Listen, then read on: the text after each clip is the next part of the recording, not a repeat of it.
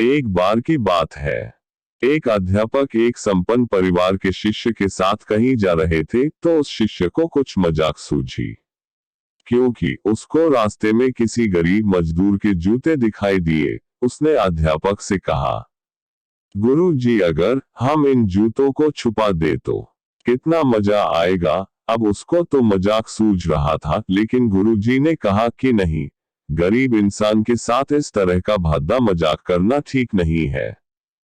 अध्यापक ने कहा, क्यों ना हम इन जूतों में कुछ सिक्के डाल दें और देखें कि इसका इस गरीब मजदूर पर क्या प्रभाव पड़ता है।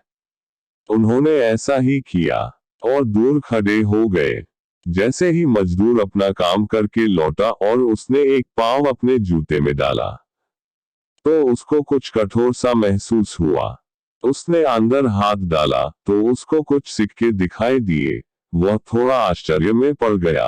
आसपास किसी को देखा तो कोई भी दिखाई नहीं दिया। वापस उसने दूसरा पैर अपने जूते में डाला और उसमें भी कुछ सिक्के दिखाई दिए। अब दोनों जूतों के सिक्कों को उसने अपने हाथों में रखा और प्रभु की तरफ इशारा किया, हे प्रभु, पता नहीं किस भले मानुस ने यह सिक्के मेरे जूतों में छुपाए हैं, लेकिन जिसने भी छुपाए हैं उसको मेरी दुआ है कि उसका परिवार खुश रहे। इन पैसों से मैं अपने बच्चों और पत्नी के लिए कुछ खाना और दवाएं ला सकूंगा।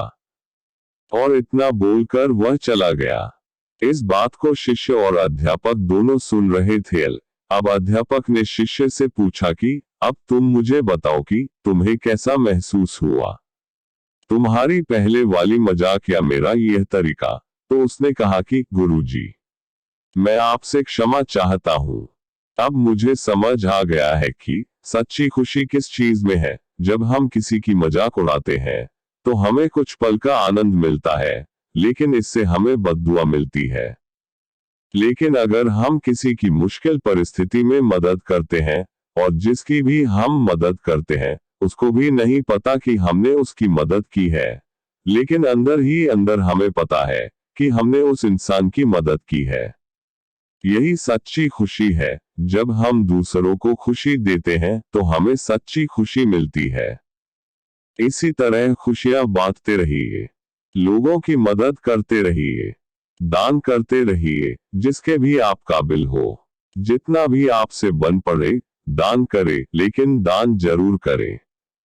इसका मतलब यह नहीं है कि आपको अनिवार्य रूप से इतने रुपए दान करने ही चाहिए, क्योंकि हर किसी की जरूरत अलग अलग हो सकती है। अगर आप किसी को पैसों का दान नहीं कर सकते तो कम से कम चीजों का दान तो कर ही सकते हैं, या एक अच्छा रास्ता दिखा सकते हो। मुझे पूरी उम्मीद है कि यह कहानी आपको जरूर अच्छी लगी होगी। आपका कीमती समय देने के लिए दिल से शुक्रिया। चलो मिलते हैं अगली वीडियो में।